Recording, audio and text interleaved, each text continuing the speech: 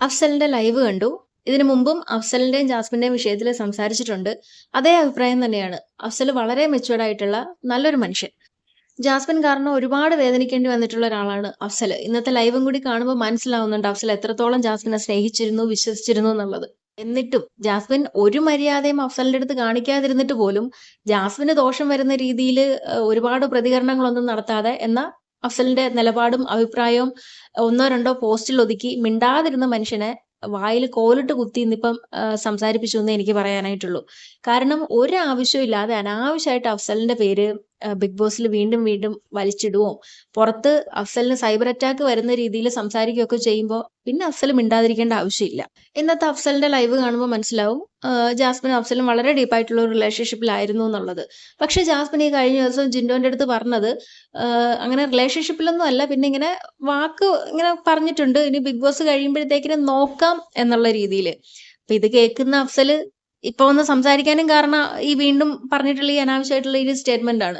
അഫ്സല് ചോദിക്കുന്നതും എന്തിനാണ് ജാസ്മിൻ ഇങ്ങനെ ഈ കള്ളം പറയുന്നതെന്നുള്ളതാണ്. ഇന്നലെ നോറേന്റെ അടുത്ത് വഴക്കിട്ടപ്പോഴത്തേക്കിനും ജാസ്മിൻ പറയുന്നുണ്ടല്ലോ, നോറ കള്ളം പറഞ്ഞുകൊണ്ട് നിൽക്കുന്നു പുറത്തെ കാര്യങ്ങളിലൊക്കെ എന്ന്. അത് തന്നെയാണ് ഇപ്പൊ അഫ്സലും ജാസ്മിനോട് ചോദിക്കുന്നത്, ജാസ്മിൻ എന്തിനാണ് അവിടെ ഇങ്ങനെ കള്ളം പറയുന്നതെന്ന്. പിന്നെ ജാസ്മിന്റെ ഈ കമ്മിറ്റ്മെന്റിന്റെ കാര്യം പറയുകയാണെങ്കിൽ ജാസ്മിന് അഫ്സലിനോടൊന്നല്ല വീട്ടുകാരോടും പ്രത്യേകിച്ച് കമ്മിറ്റ്മെന്റ് ഒന്നുമില്ല.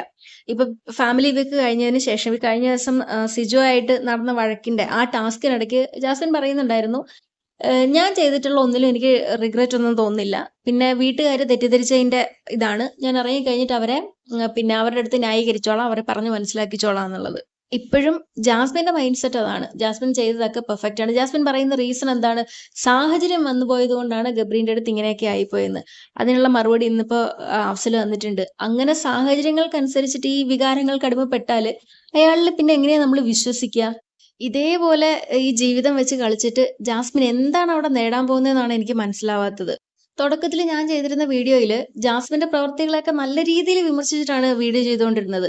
കാരണം ജാസ്മിൻ സംസാരിക്കുന്നതായാലും ജാസ്മിന്റെ പ്രവൃത്തി ആയാലും ആറ്റിറ്റ്യൂഡും ഒക്കെ നമുക്ക് ഭയങ്കര ഇറിറ്റേറ്റിംഗ് ആയിരുന്നു.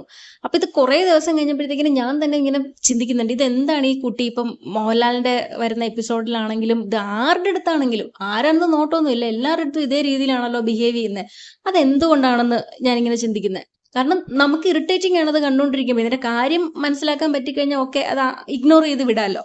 അപ്പോഴാണ് ഈ ADHDന്റെ കാര്യം കേൾക്കുന്നത്. അപ്പൊ അതിനെ പറ്റിയിട്ട് ഞാനൊരു വീഡിയോ ഓക്കെ, ഇനി ഈ വൃത്തിയില്ലായ്മയും ഈ എടുത്തുചാടിയുള്ള സംസാരവും പെരുമാറ്റവും ഒക്കെ ഇതിന്റെ ഭാഗമാണെങ്കിൽ അത് ശരി, പുറത്തു വന്നതിന് ശേഷം ആ കുട്ടീനെ ആരെങ്കിലും പറഞ്ഞ് മനസ്സിലാക്കിച്ചു കൊടുക്കട്ടെ, അല്ലെങ്കിൽ ഒരു ഡോക്ടറിനെ കൺസൾട്ട് ചെയ്തിട്ട് അത് മാറ്റിയെടുക്കാൻ പറ്റുമെങ്കിൽ മാറ്റിയെടുക്കട്ടെ എന്നുള്ളതായിരുന്നു വിചാരിച്ചിരുന്നത്. പിന്നീട് ഈ ഗബ്രി പോയതിനു ശേഷം ഒരു പരിധിക്കപ്പുറം സൈബർ അറ്റാക്ക് വന്നു തുടങ്ങിയപ്പോൾ ഞാൻ വിചാരിച്ചു, ശരി പെൺകുട്ടിയാണ്, തെറ്റ് ചെയ്തത് ചെയ്തു, പുറത്തിറങ്ങിയിട്ട് അതിനെ തിരുത്താനുള്ള ഒരു അവസരം കൂടെ കൊടുക്കണമല്ലോ. അപ്പൊ എല്ലാ ഭാഗത്തു നിന്നും സൈബർ അറ്റാക്ക് ആയപ്പോൾ ഞാൻ വിചാരിച്ചു അതിന്റെ ഗെയിമിൽ, ജാസ്മിന്റെ ഗെയിമിൽ എന്തെങ്കിലും ഒരു പോസിറ്റീവ് കാര്യം ഉണ്ടെങ്കിൽ അത് സപ്പോർട്ട് ചെയ്ത് സംസാരിക്കാം. അങ്ങനെ ഞാൻ സപ്പോർട്ട് ചെയ്ത് സംസാരിച്ചിട്ടുണ്ട്. ആ വീഡിയോന്റെ അടിയിൽ നല്ല രീതിയിൽ തെറിയും കിട്ടിയിട്ടുണ്ട്.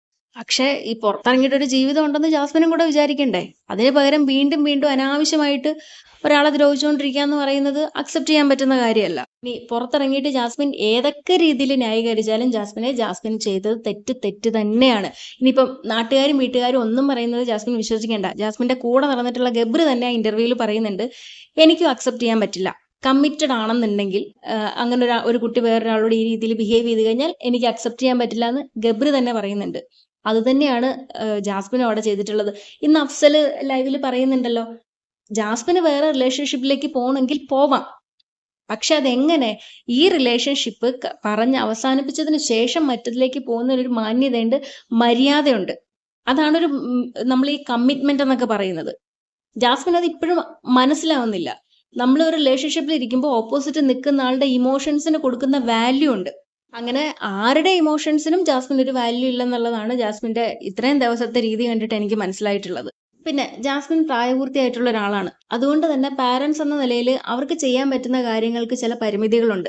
ആ പരിമിതിയിൽ നിന്നിട്ട് അവർക്ക് ചെയ്യാൻ പറ്റുന്ന, ജാസ്മിനെ സപ്പോർട്ട് ചെയ്യാൻ പറ്റുന്നതിന്റെ മാക്സിമം അതുങ്ങൾ ചെയ്യുന്നുണ്ട്. എന്നിട്ടും ജാസ്മിൻ പറയുന്നത് അവർക്ക് തെറ്റുപറ്റിയതാണ്, അവരെ പറഞ്ഞ് മനസ്സിലാക്കിയ അവർക്ക് മനസ്സിലാവും എന്നുള്ളതാണ്. പിന്നെ ജാസ്മിന്റെ ആർമിക്കാരോടാണ്, ജാസ്മിനോ ദ്രോഹിക്കാവുന്നതിന്റെ മാക്സിമം അഫ്സലിനെ ദ്രോഹിച്ചിട്ടുണ്ട്. ഇനി നിങ്ങളും കൂടി ആ മനുഷ്യന്റെ വീഡിയോന്റെ അടിയിൽ ചെന്നിട്ട് അനാവശ്യം പറയാൻ നിൽക്കരുത് എന്നുള്ളതാണ് പറയാനുള്ളത്. നിങ്ങൾക്ക് എത്രത്തോളം അത് മനസ്സിലാവും എന്നുള്ളത് എനിക്കറിയില്ല. ഒരു മര്യാദ ഇനിയെങ്കിലും പുറത്ത് നിൽക്കുന്ന നിങ്ങളെങ്കിലും അഫ്സലിനോട് കാണിക്കാനേ പറയാനുള്ളൂ. അതേപോലെ അഫ്സലിന് ഈ ഒരു ബുദ്ധിമുട്ടിൽ നിന്ന് എത്രയും വേഗം പുറത്ത് കടക്കാൻ പറ്റട്ടെ. അഫ്സലെ, നിങ്ങൾ നല്ലൊരു മനുഷ്യനാണ്. കാരണം ഇന്നത്തെ കാലത്ത് ഒരു ബ്രേക്കപ്പ് ആയതിന്റെ പേരിൽ കത്തിക്കുത്തും കത്തിക്കലും ആയിട്ടൊക്കെ നടക്കുന്ന ആൾക്കാർക്കിടയിൽ നിങ്ങളൊരു മാതൃകയാണ്. അതേപോലെ തന്നെ ജാസ്മിന്റെ പാരന്റ്സും. കാരണം ദുരഭിമാനത്തിന്റെ പേരിൽ മോള് കാണിച്ചിട്ടുള്ള തെറ്റിൽ ഈ നാണക്കേടൊക്കെ സഹിച്ച് അതൊരു ദുരഭിമാനമായിട്ട് എടുത്ത് അതിന്റെ പേരിൽ തല്ലാനും കൊല്ലാനും ഒന്നും നിൽക്കാതെ പറഞ്ഞ് മനസ്സിലാക്കാനായിട്ട് ശ്രമിക്കുന്നുണ്ട്. ഇപ്പൊ ബിഗ് ബോസിൽ വന്നിട്ട് നിങ്ങൾ പാരന്റ്സ് പെരുമാറിയിട്ടുള്ള രീതി അതും ഒരു മാതൃക തന്നെയാണ്. പക്ഷെ ഇതിലേതെങ്കിലും ഒന്ന് ജാസ്മിനെ മനസ്സിലായ ജാസ്മിന് തന്നെ നല്ലത്. ഈ ഇത്രയും ജീവിതം വെച്ച് കളിച്ച് ഇതാക്കിയിട്ട് ജാസ്മിൻ എന്താ കിട്ടിയെന്നുള്ളത് ജാസ്മിൻ ഒന്ന് ചിന്തിച്ചാൽ മതി. ഇനി എനിക്കറിയില്ല, ജാസ്മിന്റെ ഒരു ചിന്താഗതി ഞാൻ മനസ്സിലാക്കിയെടുത്തോളം ഒന്നിനെയും ബോധർ ചെയ്യാത്തൊരു ടൈപ്പാണ്. കാരണം ഒന്നിനെ പറ്റിയിട്ടും ജാസ്മിൻ കോൺഷ്യസ് അല്ല.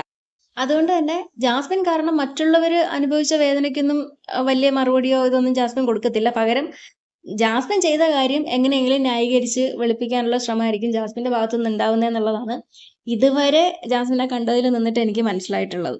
അതേപോലെ ഇതിന്റെ കൂടെ ഒരു കാര്യം പറയട്ടെ. ഇപ്പൊ പലരും പറയുന്നത് കേട്ടിട്ടുണ്ട്, ജാസ്മിൻ ഒരു സ്ത്രീ എങ്ങനെ ആവരുത് എന്നുള്ളതിന് ഉദാഹരണമാണെന്ന്. ഞാൻ അങ്ങനൊന്നും പറയില്ല. സ്ത്രീ എന്നല്ല, പുരുഷനെന്നല്ല, ഒരു മനുഷ്യൻ ഏതൊക്കെ രീതിയിൽ ബിഹേവ് ചെയ്യാൻ പാടില്ല, ഏതൊക്കെ രീതിയിൽ പെരുമാറാൻ പാടില്ല എന്നുള്ളതിന് ഒരു ഉദാഹരണമാണെന്ന് പറയാം. കാരണം നമ്മളൊരു സമൂഹത്തിൽ ജീവിക്കുമ്പോൾ പാലിക്കേണ്ട ചില മര്യാദകളുണ്ട്. അത് ജാസ്മിൻ അറിയില്ല. ഞാൻ അങ്ങനെ തന്നെ പറയാം, ജാസ്മിന്റെ അറിവില്ലായ്മയാണ്. ഇപ്പൊ നമ്മൾ പറയില്ലേ, അറിവിനാണ് അതിരുകളുള്ളത്, പരിമിതികളുള്ളത്. അറിവില്ലായ്മയ്ക്കും വിവരക്കേടിനും അങ്ങനെ പരിധികളൊന്നുമില്ല. വായി തോന്നിയതൊക്കെ വിളിച്ചു പറയാം, എങ്ങനെ വേണേലും പെരുമാറാം, ബിഹേവ് ചെയ്യാം, ഒക്കെ ചെയ്യാം. ഇപ്പം ജാസ്മിൻ ഒരു പബ്ലിക് പ്ലാറ്റ്ഫോമിൽ വന്നിട്ട് ഇന്ന രീതിയിലൊക്കെയാണ് ബിഹേവ് ചെയ്യേണ്ടതെന്നുള്ളത് ജാസ്മിൻ അറിയില്ല.